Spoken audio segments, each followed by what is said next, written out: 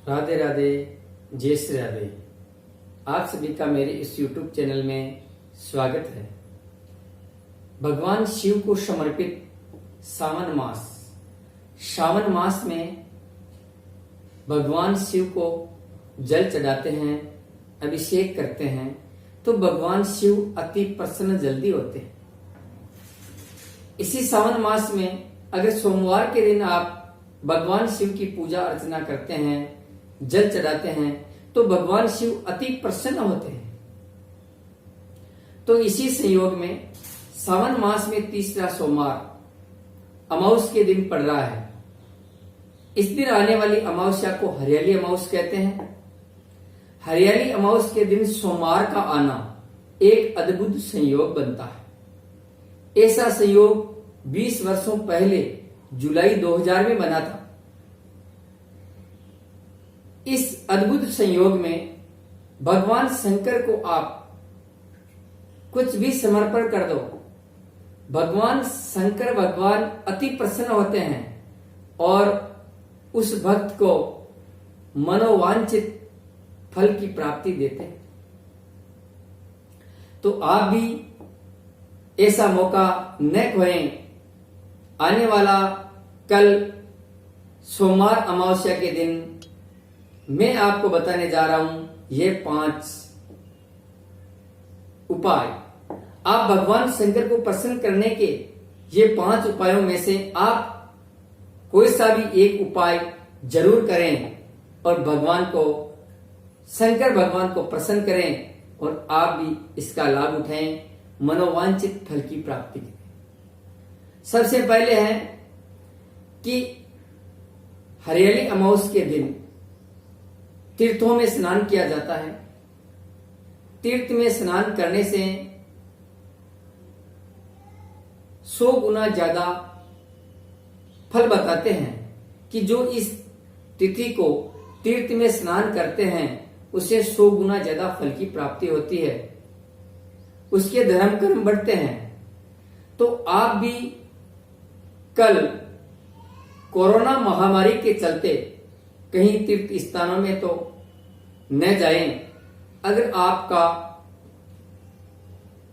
कम लोग अगर जाना चाहते हो तो सोशल डिस्टेंसिंग का पूरा ख्याल रखते हुए आप जाएं। बीच में दूरी बनाते हुए स्नान करके आएं। नहीं तो आप सुबह प्रातः काल जल्दी उठें और आप स्नान करते हो उसमें गंगा जल डाल करके आप गंगा का नाम लेकर के स्नान करें, भगवान भोलेनाथ का नाम लेकर के आप स्नान करें तो भी आपको ज्यादा फलदायी रहेगा। दूसरा है कि आप इस दिन भगवान शंकर के शिवलिंग के ऊपर पंचामृत से स्नान करें, शुद्ध स्नान करें और भगवान शिव की पूजा अर्चना करें, बिल्व पत्र चढ़ाएं, बिल्व फल चढ़ाएं। ऐसा करने से भी भगवान शंकर जल्दी प्रसन्न होते हैं और आपको मनोवांछित फल की प्राप्ति देंगे। तीसरा है कि इस दिन महिलाओं के लिए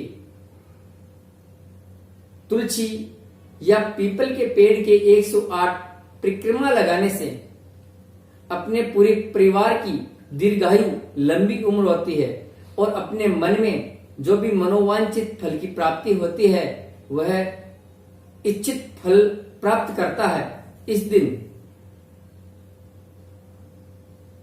चौथा है कि आप अमावस्या तिथि पड़ रही है तो आप पितृ देवताओं को प्रसन्न कर सकते हैं। ऐसा अद्भुत संयोग में पितृ देवता भी जल्दी प्रसन्न होते हैं। आपके घर में सुख शांति नहीं है, आपका कोई कार्य बन नहीं रहा है, आपके घर में नित्य झगड़े चल रहे हैं या आपके घर में किसी न किसी प्रकार की कमी हो रही है या आपको दिखाई दे रही है, तो ऐसी स्थिति में पितृदोष बनता है। पितृदोष में आप इस अमावस्या के दिन आप सुबह किसी पात्र में जल और दूध, उसमें जौ और तिल डाल करके पीपल के पेड़ में जलांजलि दें। अगर आप जलांजलि नहीं दे सकते हो तो एक लोटे में आप दूध डाल करके उसमें तिल और जौ डाल करके पीपल के पेड़ में चढ़ाएं और ओम पितृेश्वराय नमः या पितृ देवता नमः इस प्रकार का बोल करके आप पितरों को प्रसन्न करें। ऐसा करने से पितृ जल्दी प्रसन्न होते हैं और आपको पुण्य फल की प्राप्ति प्रदान करते हैं। घर में सुख शांति रखेंगे, आपकी व्यापार में वृद्धि की प्राप्ति रखेंगे।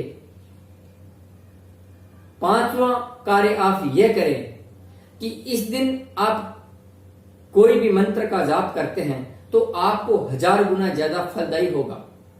तो आप का जो भी गुरु मंत्र है, जो भी आपका इष्ट मंत्र है, जो भी आपका कुल मंत्र है, जो भी आपका हृदय मंत्र है, उस मंत्र को आप ज्यादा से ज्यादा समय निकाल करके इस मंत्र का जाप करें।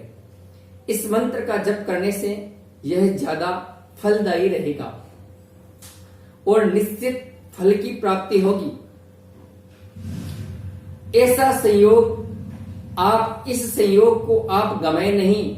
इस संयोग में आप अच्छे अच्छे और शुभ कार्य करें। ऐसे ऐसे कार्य करने से आपके घर में सुख शांति रहेगी और भोलेनाथ प्रसन्न होंगे। कहते हैं कि अकाल मृत्यु वो मरे जो काम करे चांडाल का, काल भी उसका क्या करे जो भक्त हो महाकाल का। अगर इस दिन आप भगवान शंकर के ओर सिर्फ जल ही चढ़ाते हो तो भी आप भगवान शिव अति प्रसन्न होंगे। सबसे बड़ी बात तो यह कि भगवान शिव काल के देवता हैं। अगर आप भगवान शिव से अपने स्वास्थ्य की कामना करेंगे और आपका शरीर अच्छा रहेगा, आपका स्वास्थ्य अच्छा रहेगा, तो ऐसे मानो कि आपके लिए पूरा संसार सुखी है। जिसका स्वास्थ्य सुखी, जिसका शरीर सुखी, उसका पूरा संसार सुखी। इसी प्रकार से आप कल ये अद्भुत संयोग गंवाए नहीं और भगवान शिव की को प्रसन्न करें और भगवान शिव के आप नैवेद्य इत्यादि चला करके भगवान की आरती इत्यादि करके भगवान शिव को प्रसन्न करें। राधे राधे, जय श्री कृष्ण।